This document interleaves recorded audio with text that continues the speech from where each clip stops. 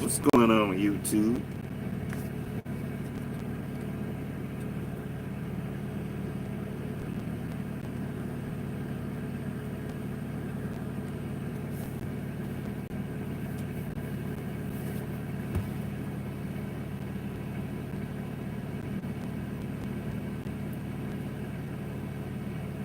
YouTube, what's going on?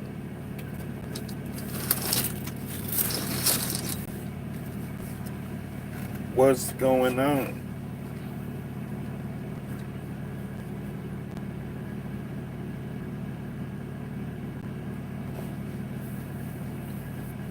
Okay, people coming in. I wanted to I was hesitating for a minute to make sure that the stream was working. Sometimes you start a video and you don't know if you live or not. But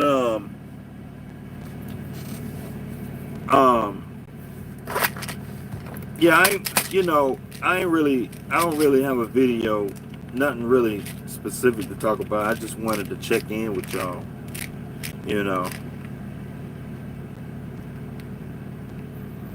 Is now a good time to set up authority? Man, you should have been got your authority 3, 4, 5 years ago.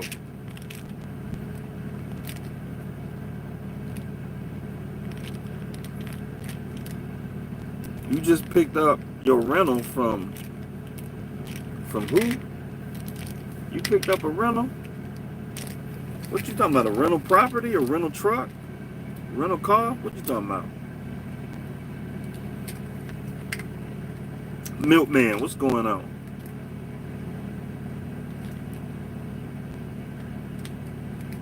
I don't know what you mean, man. You gotta tell me what you mean. I don't know what that means. Rental what? Man. So the title of this video, I got it as company driver plan. I got a bunch of videos talking about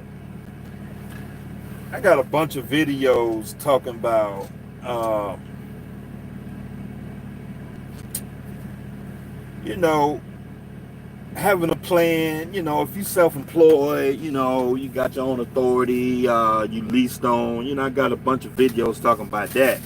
But I don't want to leave my company drivers hanging.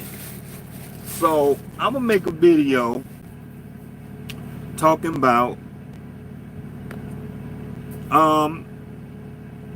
having a plan as a company driver. I was a company driver for a while. When we talking about saving money in your 401k, investing in your 401k, I don't want to leave my company drivers hanging, because company drivers, they need a retirement plan too. So company drivers, it's a lot of guys out here that's running as a company driver and they don't have no plan. Just like guys who got their own truck and trailer, it's a lot of guys out here as company drivers, they don't have no doggone plan and they just out here working. Guys out here just working, running down the road, right? Just running that freight. I be talking to company drivers, man, running 4,000 miles a week, 3,500 miles a week, getting it. They getting it. Company drivers out here making $1,500, $2,000 a week as a company driver, right? That's good money as a company driver. $1,500 a week, $1,600 a week, $1,300, $1,400 a week as a company driver. That's doggone good. I bump into some company drivers out here that's getting it. They getting it. Now, the sad part of that is that I bump into a lot of company drivers out here that be doing that for 30 years. They be getting it for 30 years. They didn't put back a dime. If you're a company driver,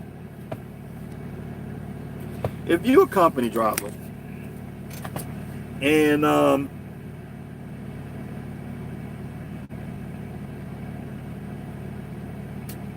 if you're a company driver and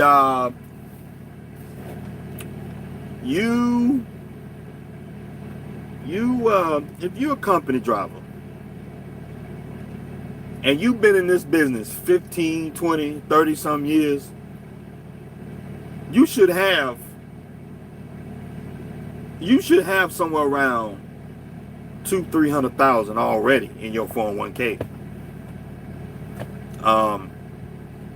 If you start putting in your 401k from day one, you should have about 200,000-300,000 already. Okay.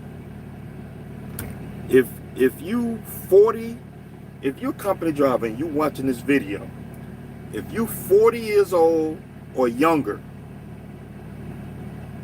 okay, you should have about $250,000 in your 401k at least. Okay, because I started in trucking when I was 27. Okay, and I was investing in my 401k back. I was investing in my 401k since I was 18. Okay, I've had a bunch of jobs since then. I done rolled my 401k over so many times. I done rolled it over, just rolled it over. Because some of y'all may be scared to get fired, but me personally, I don't mind getting fired from a job, because I know once you complete at least 1,000 hours at a company, okay, once you complete 1,000 hours at your company, you're 100% vested into your 401k. That means when you become 100% vested, that means if you was to get fired, you take all the money with you. Okay? Because here's the deal. When you say you put $10,000 in your 401k, and then the company that you work for have a match, and they match 5%, 4, 5, 6%. Okay? That means you put in 10, they put in 5. Okay? Or they'll put in, if you put in 10% of your paycheck and then the company put in 5% to match, that means you put in 10 and they put in 5,000, and if you got 15,000, you take the whole 15, but you got to be 100% invested. That's what vested means. All the contributions you done made into the 401k and the company contributions, you take all the money with you. So when you start your new job, you just roll it over. You just roll it over and just keep on going. And so for my company drivers, because in trucking, the turnover rate in trucking is 125% turnover rate. So that means you have to stay at a company for at least 3 months to get 100% vested. And so since the turnover rate is 125%, that means most guys don't stay at a typical company driver job for no more than, most guys don't stay at a company about a year, 6 months to a year. Okay? Most guys don't stay at a company that long. Okay? So that means you got to stay at a company at least 3 months to get all the money. So that way you get all the money plus the free money the company matched, and then you roll it over to the next company and keep on moving. Then you run for the company for a little while. They start playing with your loads. They not giving you freight no more. You like, man, I don't like this company, man. They ain't giving me the freight no more. Make sure you stay there at least 3 months. Make sure you stay there at least 3 months so you can take that free 401k money company. I don't know, I'm watching my hold on, let me go online and make sure that that my stream running good. Hold on, y'all. But go ahead on and subscribe. Hit the like button, because I got a whole whiteboard session for my company drivers. Because I was a company driver for a period of time, and there's a little game. If you're not intending on getting your own truck, it's fine. Because the hive cities of Necromunda, opportunity still exists for the gang bold enough to take it. For the gang bold enough to take it. Okay, the stream running good. All right, making sure the stream running good. Okay, so for my company drivers, I got a whole whiteboard session coming up. I'm gonna show my company drivers how to work the 401k system. It's a little game to it, but as long as you know the game, you gotta check with HR and make sure you know the rules, because most guys, they don't know how to work. They don't know how to work the company's 401k plan. It's a little game. You got to play with it, and you got to have a phone number and have the HR person in HR, and then they'll show you how to run it, and they're gonna give you all the game to it. And so yeah, so it's a little game to being a company driver. You know, any of these companies out here, the big companies, JB Hunt, Snyder, Swift,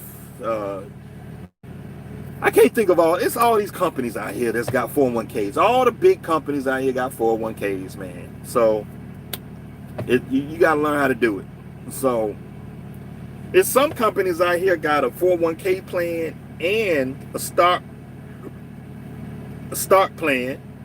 Some companies have a 401k and it's something like a pension, but not really.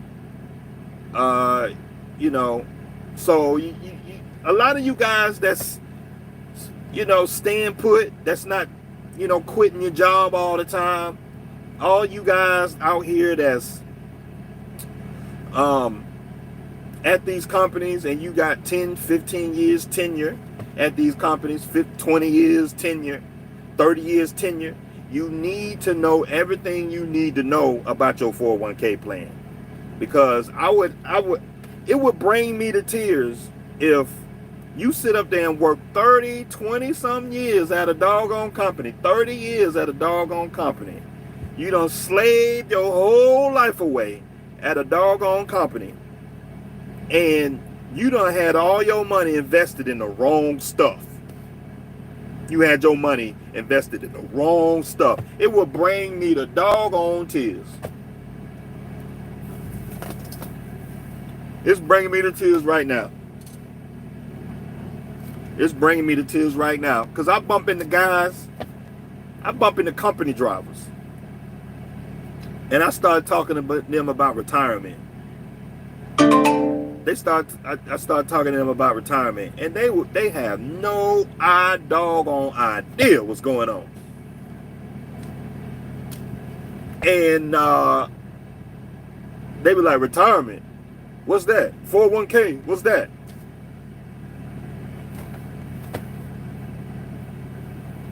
How long you been working at this company? Yeah, I've been working there 27 years.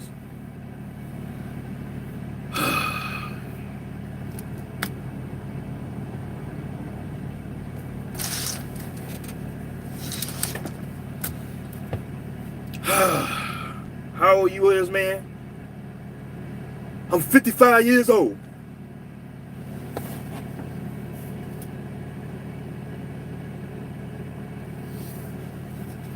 Dude, you got 5, 6, 7 more years to go, man. Now you can work until you 70, 80 years old, but you better believe that it's gonna become a point where you can't pass a physical. It's gonna become a point where the company ain't gonna want you to drive for them no more.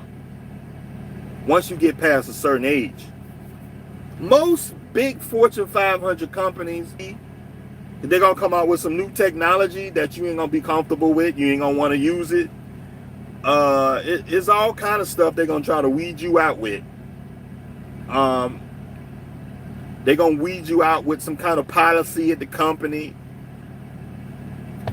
Or they just going to tap you on the shoulder and just let you go.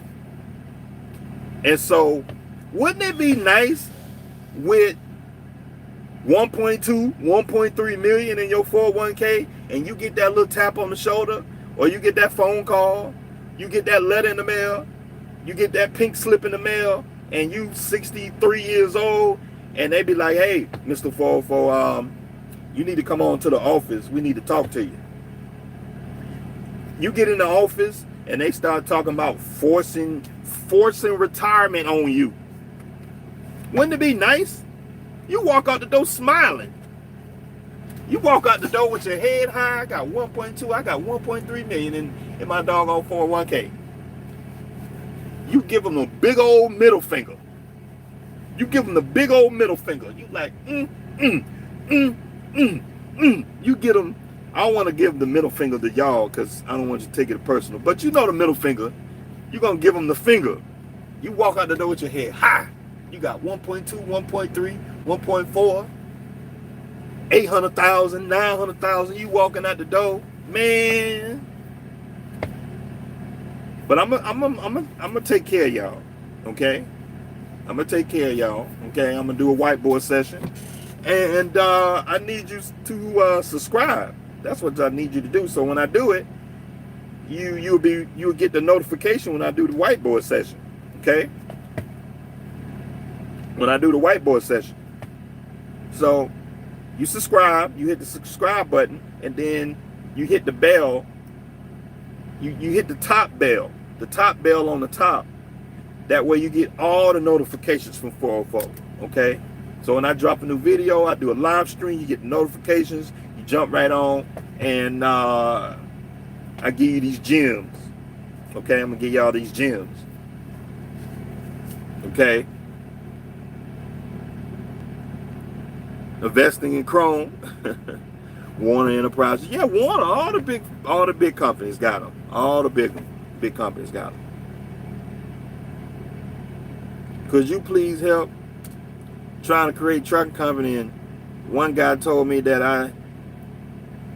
I need to have 4 licenses for my trucking business in Georgia. Could you please explain what exactly license? You making it over complicated. Let me see. You need 4 licenses? You need 4 licenses? You might. You need your authority. You need an LLC. You need your driver's license. And you need state permits. Depending on the states that you're going through, you need permits for the states that you're going through. So depending on your operation, depending on what part of the country you're going to be running, you need, each state got a different permit. So if you run an intrastate, some states require you to have intrastate permits. Georgia doesn't require to have intrastate permits. None of the states in the South require anything. The only permits that really require is your IFTA. And let me look at my permit book. Yeah, so you need your authority, okay? You need your 2290. You need your insurance. You need your IFTA. If you're gonna be running in Kentucky, you need a license. You need a permit to run in Kentucky. You need your KYU number to run in Kentucky. If you're gonna be running in New York, you need your New York HUD. I got my New York HUD. Okay, you need that. If you're gonna be running in New York, I don't run in New York that much, but if you're gonna be running in New York, you need that. You need your UCR. You need that.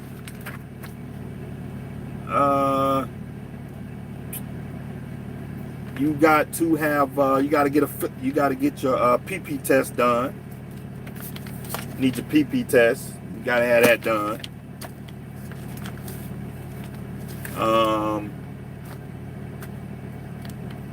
You gotta have that on file. So here's a PP test. Gotta have that.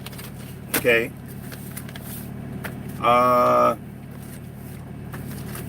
It depends on where you're gonna be running. I don't know where you live at. I don't know the areas that you're running at. I don't know the areas you run at, but down here in the South, you really don't need much. Just your authority, and the person you talked to didn't really explain it to you, but I'm not the kind of guy that listens to other people. I'm the kind of guy that goes directly to the source and get the information for myself and make my own decision. I'm never the kind of guy that gets information through other people, because people, they lie. People lie, and that's just what it is. People lie. They don't tell you all the details. They don't tell you the truth.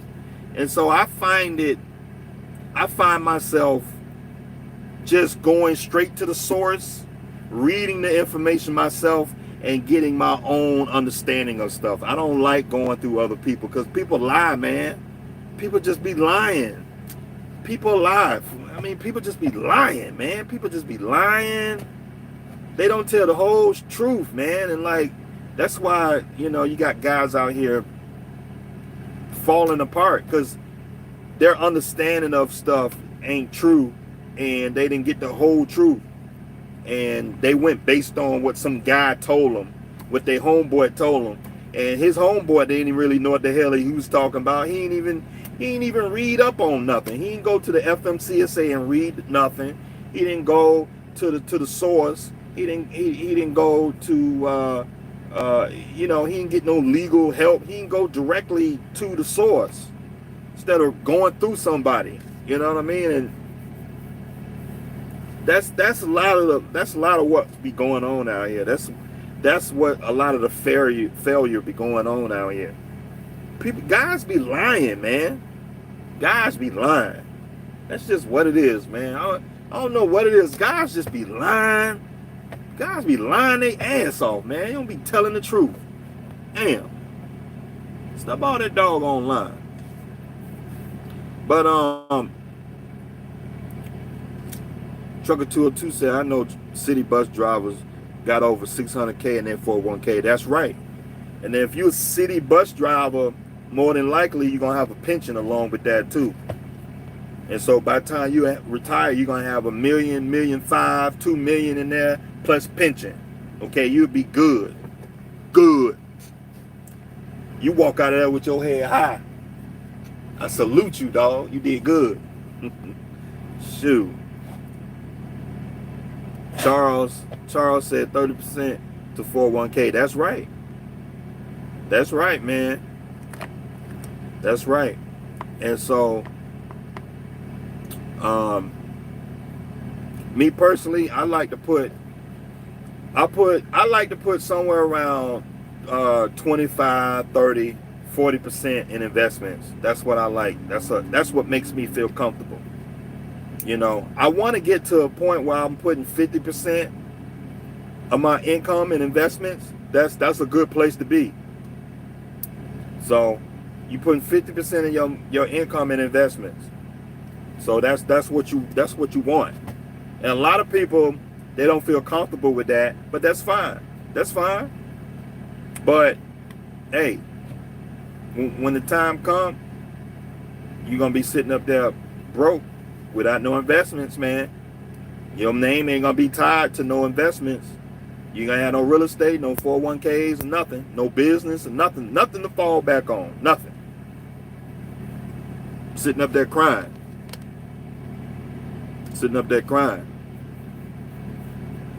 Me personally, I like to strive. I want to strive for about 50%. 50%. That's why I like to strive for. I don't know why.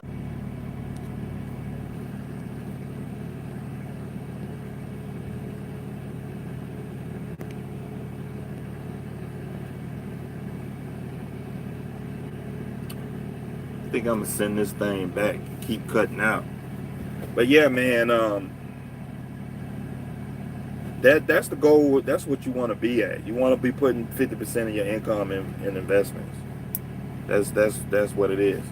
During your younger working years of your life, you want to be putting away 50% of your income in investments. I know some of y'all can't do that right away. It's a muscle that you got to build up. It's a muscle. It's just like anything else, like working out, reading. You know, reading is boring. I'm not going to sit here and act like it's fun to read. It's not. Reading is boring as hell. But the thing is, the average wealthy person in the world read. So that's just what it is. So if the average wealthy person in the world reads, I'm going to do it. I'm going to force myself to do it. And I'm not going to sit here and act like it's hard. It's easy to read. It's easy to come out here and run up and down the road in the truck. It's easy to invest. It's easy to do all this shit. It's not. But it's hard. But it's something you have to do. Okay, it's next to breathing. You got to do it. If you don't do it, then the alternative is being broke. The alternative is like, okay, you're going to be in your 50s and 60s and your 70s broke. Wishing that in your 20s and 30s, you should have bust your ass, piled up piles of money in your investments. You be wishing you would have did it in your 60s. You in your 70s, you'll be bent over. You can barely lift up a broom, and you're gonna be sitting up there in your 80s and your 70s talking about, hey, I shoulda, coulda, I woulda. Too late now. You 70. Okay? Sitting up there without a life insurance policy. You should have bought a life insurance policy in your doggone 30s. Okay, so when you die, okay, your family gets some money. At least get a life insurance policy. When you know, all you guys that's watching my videos, go get a life insurance policy, man. You run up and down the road, you get in an accident, you die. That means if you married and watching my videos, that's a must. You gotta get a life insurance policy. You got kids, you got to get a life insurance policy. Okay? You have to. You run up and down the road, you get in an accident, and you get killed. Okay? Now, your family got to figure out how to take care of business. For all you guys where your wives and your girlfriends don't have a job, you better get you a life insurance policy. You get you a $200,000-$300,000 life insurance policy, you die, that means your wife is taken care of. Your daughter, your son is taken care of. They get to go to college, pay the house off. They good, okay? And I know some of y'all are going to be selfish, right? I know some of y'all are selfish. And y'all be like, man, why should I do that? And then all she going to do is going to be with another dude. No, that's selfish, man. That's selfish. See, that's why we don't get nowhere. That's why our Caucasian counterparts are whooping our behind. Okay? I'm talking to my African American brothers and sisters. Okay? You know, if you're Caucasian watching my video, I'm not trying to throw shade at you, but we have to be honest about the disparity, the economic disparity between black and white people. It's obvious. We can all conclude that there's a economic disparity between black and white people. That is a fact. It's not something I'm making up. Now, if you understand that fact, most of it stems from economics, financial intelligence, financial education. It don't make no sense. Okay? $45 a month for a life insurance policy. That ain't a bunch of money. Okay? Okay? Get you a doggone life insurance policy. It don't make no sense. Okay? Combine that together with 401k, real estate, and all, and you got to pay for a house and all that stuff. you can leave wealth down. You can leave wealth to your children, man. Okay? Stop being so doggone selfish. You know, for my black brothers and sisters, man, that's wonderful. We changing the family tree for, especially in the black community, where as black people we don't have no wealth. We don't have nothing. Okay? Just little small things like that. I mean, if you're watching my video, if you just have a life insurance policy and you invest in your 401k, your family name will be good for a long time. Okay? So, but yeah, so, you know, for my company drivers, I'm gonna do a whiteboard session for y'all, and y'all stay tuned, you know, subscribe and hit the like button, and I'm gonna do that whiteboard session for y'all. And let me see, DD15 said set up an LLC while being a company driver and build business credit. Yeah, that's a cool little system. Just dump a little bit of your paycheck into the dump a little bit of the paycheck into that business checking account. You know.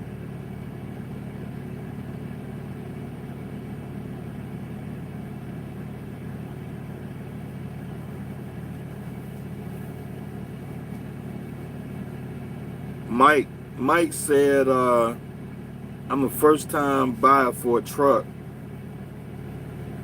I have the truck in mind that I want, but where would you suggest I buy a truck? That's a good question, man. It's a lot of places to go buy a truck. You know, I'm a real fan of trying out a truck before I buy it.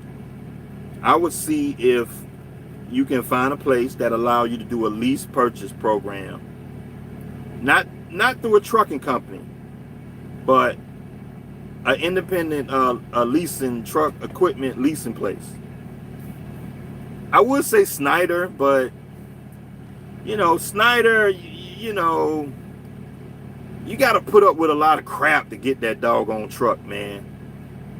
You know, but you can go through MHC, Ideal Leasing, Ryder, where they allow you to lease purchase the truck. You know, you try the truck out for about, get it on a year lease or something like that. You run the truck. You know, if it start breaking down on you, give it right back to them. You just leasing it. But then if the truck is running good for a year, you can be like, okay, I like this truck. You can go ahead, apply for finance, and then buy the truck. That's a lower, it lessens your risk to me. Another way to get a truck is shopping around and trying to find somebody who is getting out the trucking business, and they got a truck and trailer. I see truck and trailer setups for sale all the time. I see them all the time. Guys getting out the business, they're retiring, and they selling their truck and trailer, and you can find a good deal that way. I've seen amazing deals. I've seen guys bought truck and trailer for $20,000. The guy rebuilt the motor on the truck, well-maintained truck. It was a Freightliner Columbia, okay? And the truck was well-maintained, got new tires, basically a new motor, rebuilt motor on it, nice drive-in trailer for $20,000, okay? But you got to have time. A lot of guys be trying to get in a rush. Just like when anything, you find a deal. You will find a gem in a rough, and you'll find a diamond in the rough. You will find it.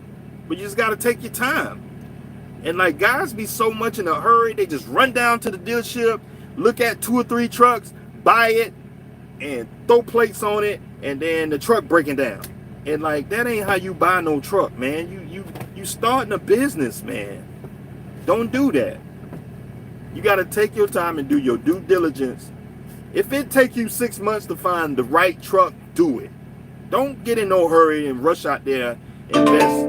Don't rush out there and get in a truck and you invest your lifelong savings for this truck and it start breaking you down. That's where all the failure come in, right there. You in a rush, you in a hurry. Slow the fuck down. I'm just gonna tell you, slow the fuck down, man. So that's my honest opinion when it comes to that, man. Don't take your time, man. Do all the research you can. Find a mechanic. Do some research. If you don't know nothing about trucks, you need to find a mechanic. You gotta find a mechanic that's got a heart. You gotta find a mechanic that's got a heart of a teacher, that don't mind taking his time out and teaching you about truck stuff. If you don't know nothing about trucks, find a mechanic that mind taking the time out, going with you to a dealership, or you can get a truck and bring it to him. He don't mind looking at it. Give him a couple $100. He'll go through the truck and make sure it's a good truck for you. Okay, but that's gonna take time. That's just gonna take time, and most of the time, guys don't even want to take that time, and that's fine. But don't be mad when that truck start bringing down. Don't be mad, okay? Because a good truck is hard to find out here. A good truck, because you gotta understand, when you buy a truck, you're gonna have that truck for a long time. Okay? You're gonna have that truck for a long doggone time, and it ain't something you want to rush. Okay?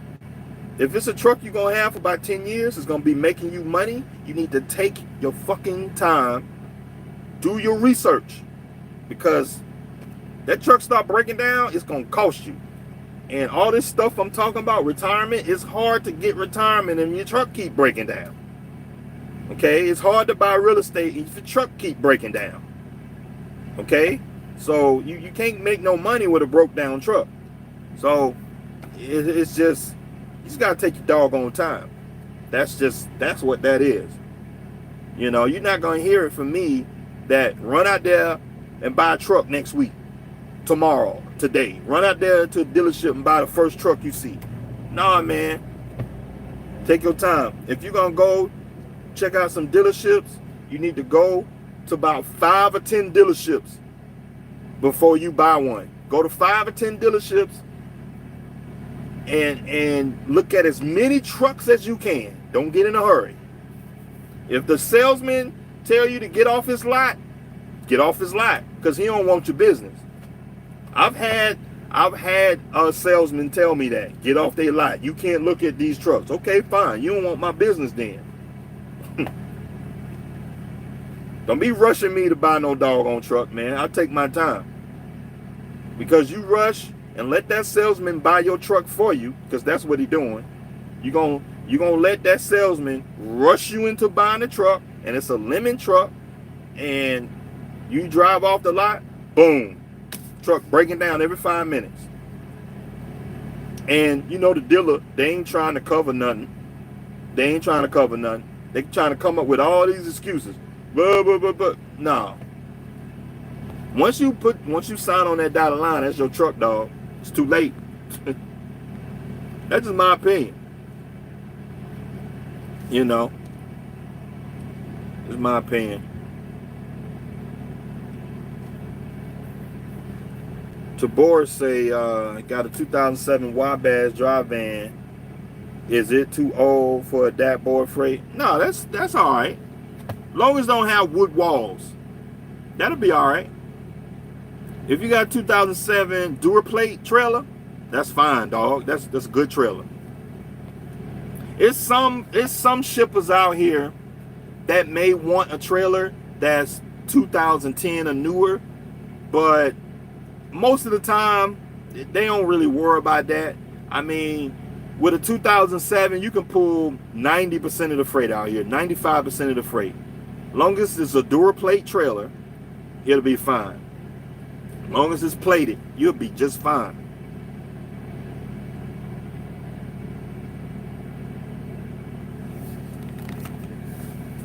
You'll be just fine.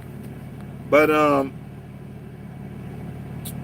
But somebody gave me a super chat, man.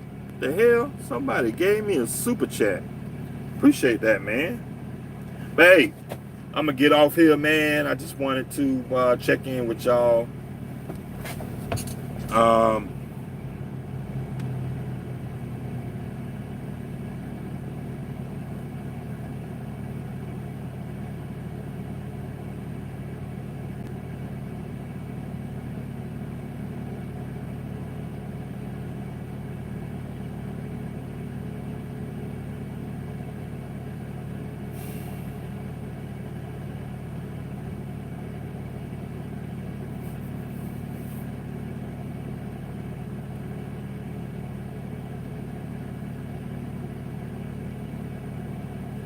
But I'm gonna get off here. But I appreciate y'all watching my videos, man. I'll see y'all next time.